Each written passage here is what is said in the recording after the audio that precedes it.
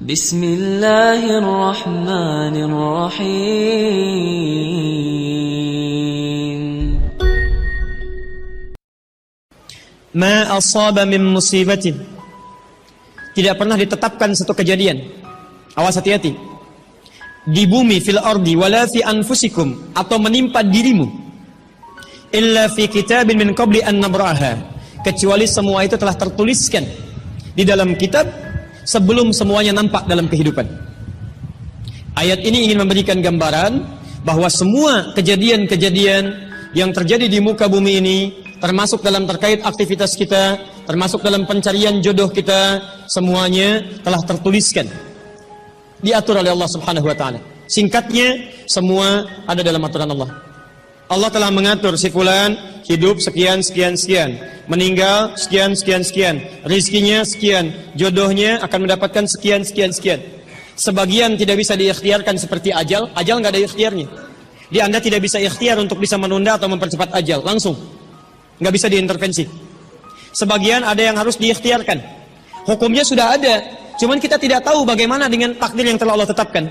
Maka untuk mendapatinya, maka ikhtiar kita untuk meraihnya. Maka ada sesuatu yang ditempuhnya dengan cara ikhtiar. Di antaranya ini jodoh. Allah telah tetapkan jodoh kita, diatur oleh Allah. Ini yang terbaik untuk kehidupan kamu. Tapi Allah merahasiakan kepada kita siapa jodoh yang dimaksudkan. Maka kita berikhtiar, yang dengan ikhtiar itu ada pahala didapatkan. Saya ulang, ada pahala didapatkan, ada kenikmatan dalam mencarinya. Bayangkan kalau kemudian nikah aja tiba-tiba tanpa ada pencarian. Antum gak akan pernah merasakan bagaimana nikmatnya ta'aruf, bagaimana nikmatnya mengenal, bagaimana mencari, bagaimana pahala bersabar, bagaimana nikmatnya berdoa, bagaimana istikharah dalam menentukan jodoh kita. Itu semua menghasilkan pahala dalam kehidupan kita. Maka yang pertama, lihat ketentuan Allah yang pertama, apapun ikhtiar yang telah Anda tempuh, maka semua ikhtiar ini tetap tidak akan keluar dari aturan Allah Subhanahu wa taala.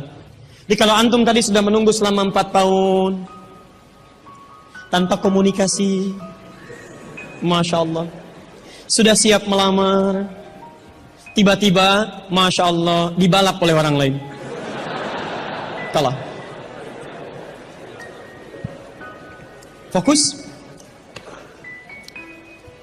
Maka bagaimana cara memahaminya? Perhatikan, ikhtiar yang Allah tetapkan dalam aturan yang dibuat tadi, boleh jadi tidak harus selalu menyampaikan kita pada tujuan yang kita inginkan. Karena aturan Allah itu ketika ditetapkan akan bersanding dengan maslahat bagi kehidupan kita yang menjalaninya. Ingat ini ya, ingat. Aturan Allah ketika menetapkan, fulan rezeki kamu sekian, fulan fisik kamu begini, fulan jodoh kamu si fulanah. Ketika Anda menempuhnya dengan ikhtiar, tidak harus kemudian Anda meraihnya sesuai dengan keinginan Anda. Contoh, maaf, Anda ingin misalnya sekolahnya ke ITB, Anda ikhtiar juara satu. Begitu tes di ITB tidak lulus, lulusnya ke IAIN. Misal, harap-harap ke ITB, masuknya ke IAIN. Harap-harap ke ITB, masuknya ke Unpad. Ketika Allah kemudian menakdirkan Anda, misal keinginan Anda ke Unpad, keinginan Anda ke ITB, tapi kemudian tiba-tiba beloknya ke Unpad, bagaimana memahaminya? Perhatikan, kadang jalan kehidupan yang telah Allah tetapkan bukan harus menentukan hasil sesuai dengan yang Anda inginkan, tapi Allah menetapkan sesuai dengan apa yang Anda butuhkan. Anda ingin ke ITB, tapi apa yang Anda dapatkan di ITB bukan maslahat buat kebutuhan Anda. Maka dibelokkan oleh Allah ke Unpad supaya Anda mendapatkan apa yang Anda butuhkan dalam kehidupan Anda.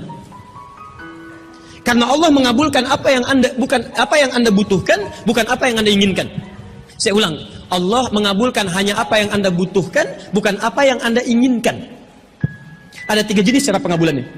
1, jika kebutuhan Anda sesuai dengan maslahat kehidupan Anda meminta. Maka jika keinginan Anda dalam permintaan sesuai dengan kebutuhan Anda, maka segera dikabulkan. 2, ada yang ketika Anda memohon, Anda belum sanggup untuk mendapatinya. Nanti ketika Anda mulai sanggup, disitulah kemudian Allah berikan. Antum punya anak 5 tahun, antum kaya, punya banyak uang, kemudian anak itu minta dibelikan motor. Dibelikan nggak? Uangnya ada, motornya siap dibeli. Anak baru 5 tahun, minta dibelikan motor, dibelikan nggak? Kenapa? Karena dia belum sanggup menggunakannya. Tapi Anda sampaikan, nah, papa punya uang, papa siapkan ya. Nanti ketika sanggup baru saya berikan. Demikian ketika Anda meminta kepada Allah Subhanahu wa taala dan memohon. Maaf, Anda mohon, belum dikabulkan juga. Boleh jadi bukan Allah belum mengabulkan, tapi Anda belum siap untuk menerimanya. Contoh, Nabi Muhammad SAW berdoa kepada Allah supaya kiblat dipindahkan dari Masjid Al-Aqsa ke Masjidil Haram. Kapan berdoanya? Sejak di Mekah. Kapan dikabulkan? Saat ke Madinah. Kurang lebih 3 tahun baru dikabulkan. Quran surah kedua Al-Baqarah ayat 144, paling kiri sebelah bawah. Qad nara taqalluba wajhika fis sama' falanuwalliyannaka qiblatan taradaha fawalli wajhaka syatral Masjidil Haram. Muhammad, kami perhatikan engkau senantiasa menengadahkan wajahmu ke langit memohon, meminta.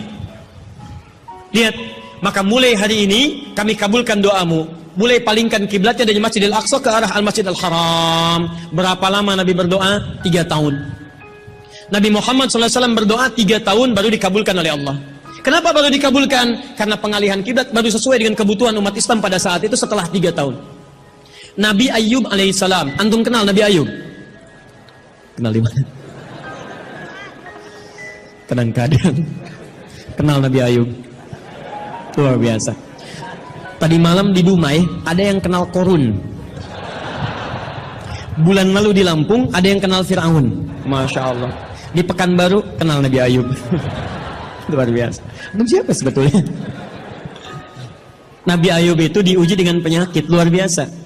Maaf, tadinya kaya, punya istri yang sangat cantik, anaknya 12. Hari yang bersamaan, hari pertama, maaf, diuji dengan harta semua habis. 1 hari. Hari kedua, anak semua meninggal. Hari ketiga, diuji dengan penyakit. Yang penyakitnya tidak akan pernah dialami orang setelahnya. Tidak juga dialami orang sebelumnya. Berapa diuji? 20 tahun. Beliau diuji 20 tahun. Apakah mengeluh? Tidak.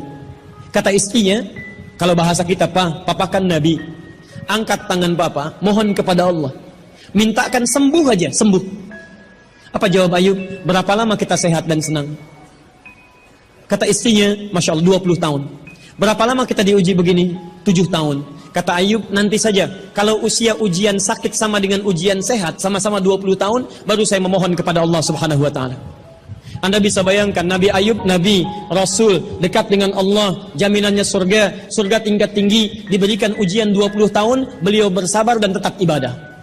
Antum, Masya Allah, mahasiswa, baru semester 5. Bukan Nabi, bukan Rasul, surga belum jelas, amalan masih berantakan, hisab masih menegangkan, surga belum ada jaminan, baru 4 tahun.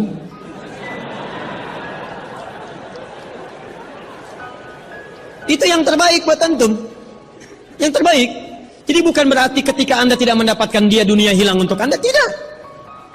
Banyak boleh jadi, itu hanya titian ajaran dari Allah, supaya Anda merasakan bagaimana nikmatnya ta'aruf. Supaya Anda belajar bagaimana mencari yang lebih baik lagi.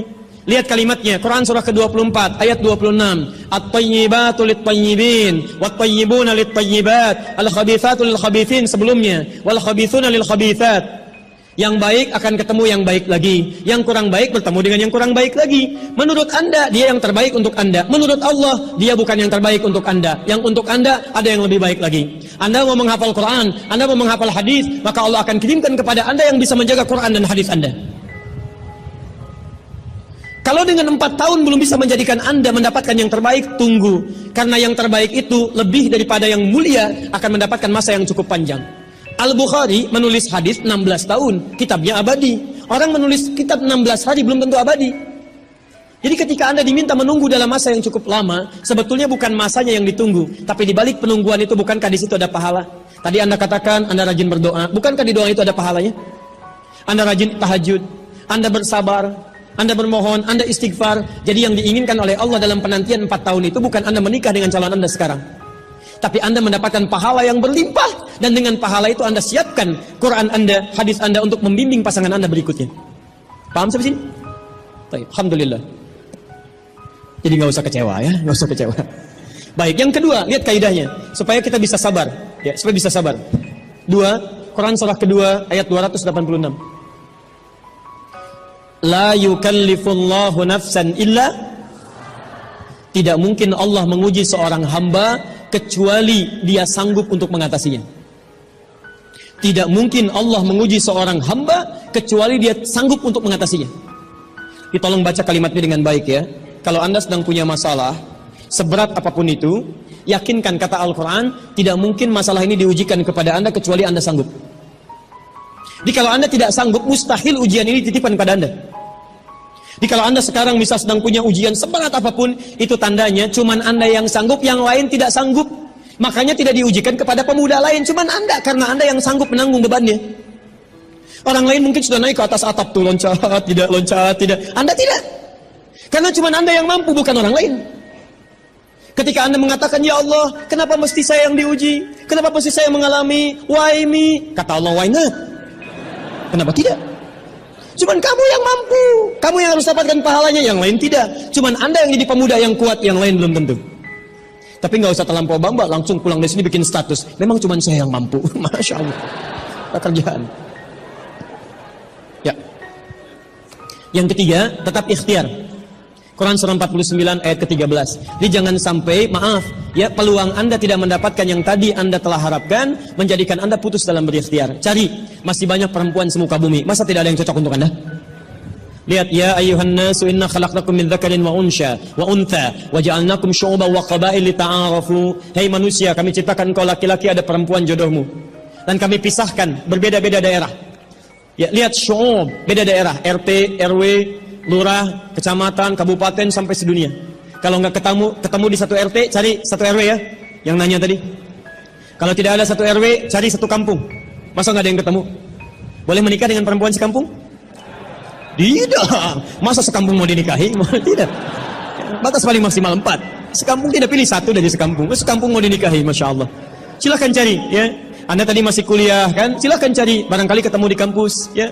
Boleh menikah dengan seorang anak yang sedang kuliah? Tidak, sedang kuliah masa dinikahi. Pulang dulu dari situ ya.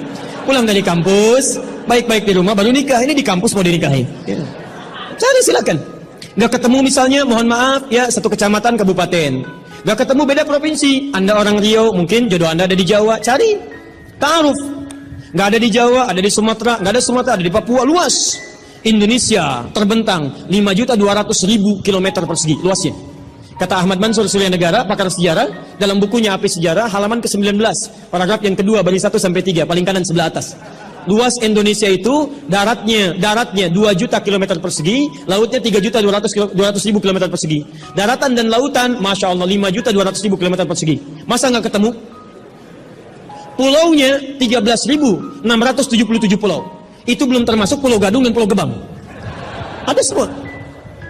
Nggak ada di Asia Tenggara, nggak ada Asia Tenggara di Asia, nggak ada Asia Amerika, nggak ada Amerika di Eropa, nggak ada Eropa di Afrika. Masa nggak ada yang cocok? Kalau tidak ada, mungkin antum ahli surga, karena itu pun jodoh antum pun bidadari surga. Masya Allah. Tapi sebelum ke surga, baiknya menikah dulu di dunia ya.